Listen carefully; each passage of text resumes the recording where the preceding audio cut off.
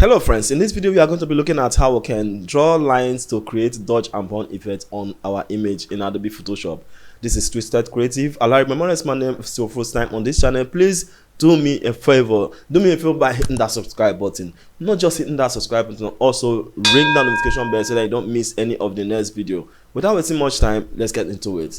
So this is the image. We are going to click the adjustment layer here and choose curves. We are going to be starting by dodge. Dodge simply means the brighter area or the highlights. Then the burn means the darker areas or the shadows. We are going to be enhancing the shadows as we are also going to enhance the brightness or the highlights. We are starting with the dodge. We are going to be using, as long as the dodge is concerned, this white slider is going to be consigned here. So we are going to be dragging the white slider backward to create intense brightness on the highlights, which means the brightest part of the image. Let's assume that all these areas that is a kind of overexposing now seems to be the brightest part of the area, but we are not going to make it that bright like this. Rather, we are going to bring it down and it's going to show the skin texture, and at the same time we have those spots almost overexposed. That is how you can know when you are doing the right thing. So if you take a look at these bright areas, let's zoom in. If you take a look at these bright areas, you can see that it's almost overexposed and you see have the details there. So we are going to stop here. Instead of taking it further to kill the details, then we'll just have to stop it somewhere here and it should be fine here. Then we can close this and go to this adjustment layer here. With the mask selected, just use your Ctrl+I to invert the marks. Then it is hidden now. We have inverted this stuff now. That means the brightness that we added to this image now has been concealed. That's been hidden under its layer by layer. It has been hidden. So we are going to be bringing it out soon, and we are going to be bringing out in a particular part of the image, not all part of the image. Let's rename this to be dodge. Then hit OK. Let's go to the adjustment layer again and choose the same curves. Then this time around we are going to be acting on the dark area, which is the shadow, which is the darker area. We have to enhance those shadows to make the image pop. So we have to pull this slider forward, this dark slider forward, to create those dark, to enhance those dark areas of the image. Instead of making it too dark and killing the details and the textures, you leave it somewhere around here whereby it is dark enough and you can also see the textures. We have to close this up, then use our Ctrl+I to invert. The enhancement of the shadows that we just did is hidden underneath this image now. Then let's go here and rename this to be burn. We have the dodge layer and we have the burn layer. If you have your stuff selected, if you have your brush selected, let's assume this is dodge. Let's select dodge. If you have your brush selected and you have something like gray or red or whatever on the foreground here, it's not going to work fine. It's not going to work fine. See what it's going to give you. It's not going to give you exact what you want from there. Let's go back. Let's go back. So this is it. Then we have to make sure, as the brush is selected, we have to go to our foreground color and change it to white. Then hit OK. Then make sure the background color is black, complete black, and hit OK. With the brush selected, see, go to the opacity and check. You must be at 100% opacity and 100% flow. By taking your opacity to 100 and your flow to 100, it will make you get the exact amount of light you place on this image that is being concealed. Then let's go back and can reduce our brush. Now we're going to be concentrating on the dodge. Let's reduce our brush. A quick tip here: the closer the line is, the more concentrated the stuff is going to be on that area. Let's assume that if we draw a line here now and give it more space and draw here, it's not going to be concentrated much compared to when we draw the line close to each other like so. So just bear it in mind in case you are dealing with your own image. You know what to do if your image is having more light or less light. It all depends on you. So let's go back and we are going to be starting by at least drawing a line here. I'm going to draw a line here. Then I'm going to space it a little and draw one here. Then we can increase the length of the line as we progress. As you can see from this part now, you notice that the brightness is spreading up here. Then we can spread it out. Then you draw again. Then it's time to reduce. And here you have to space it because that stuff is not too bright. Then if you get to this nose top area, you just have to draw. Okay, you have to straighten your hand and draw something like so.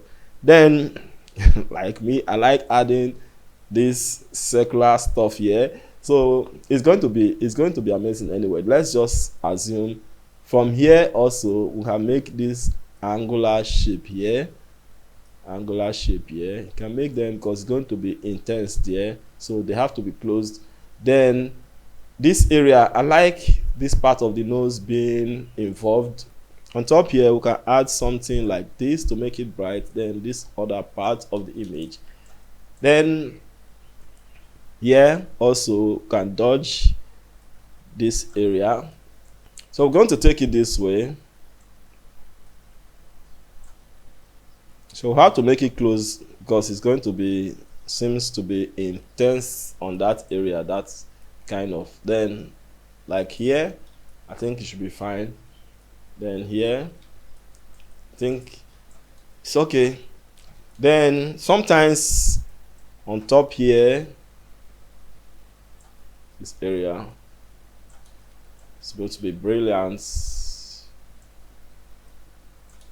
And let's go to the bone area. With the same size of brush, we can go ahead and start painting on this area also. Then we can just draw. You can draw based on what you are seeing. I can see that I can do something like this. Then on top here I can place one, then here, and I can see add one here, add here, depending on what you are seeing on your image. Then from here I can drag from here, then go to this part. I can equally turn it around like this and bring it from here and leave it somewhere here. Then like this bottom, I like it to be dark. Then I can see add one other here, let it not be too thick. Then here and here. So taking a look, we need something like here, then here also. I think this part has to be intense and intense. So let's just make it towards this direction like this and somehow like this. I think it should be fine this way. Then let's add like 2 here. We have the lines drawn already. We have to select the layer mask here, then go to Windows, then go down to Properties. You have to pull this feather up. You just have to pull it forward and let's go. Pull it forward, let's go. Pull forward, let's go. It's blending. Pull it forward and let's go. Then let's continue. Pull forward and let's go. Pull and let's go. I think it's getting fine. Okay. Until it completely blends to the skin. I think it's fine by 74.8 here. Then 74.8 is okay. Then let's go to the dodge.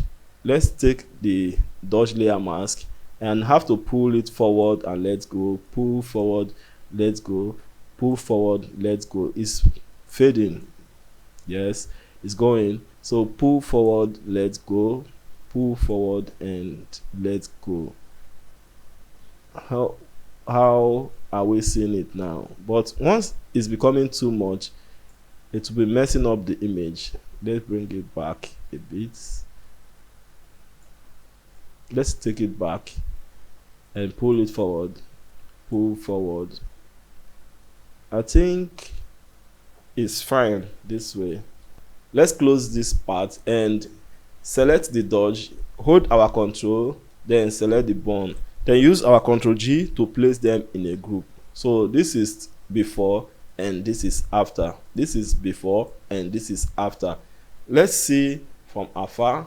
So this is before and this is after. We are going to rename the group to dodge and burn. So have the group as dodge and burn now. Then if you disable this, you notice to see the before and enable the after. Disable before, enable after. The image has become 3D image based on the fact that dodge and burn has been added to it. If you check the before, you notice that we have a flat image. Then if you take a look at the after, you notice that we have a 3D image.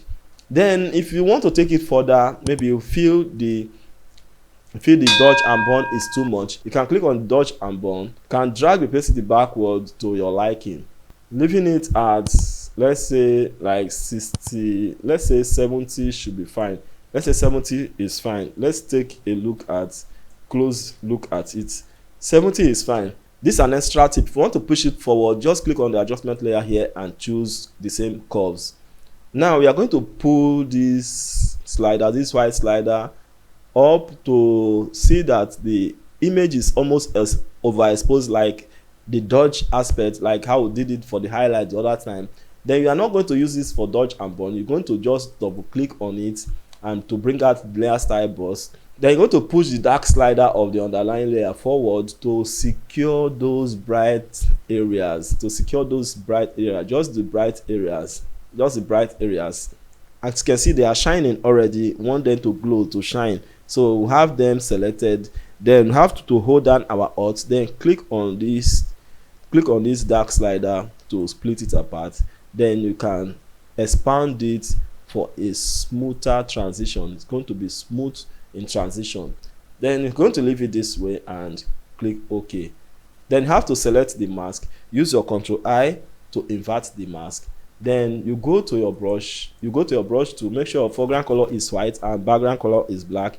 Then you can increase or reduce your size of brush. Then you can just paint on those areas. You can see the image glowing. You can see the image shining. Look at the lips. Look at these areas.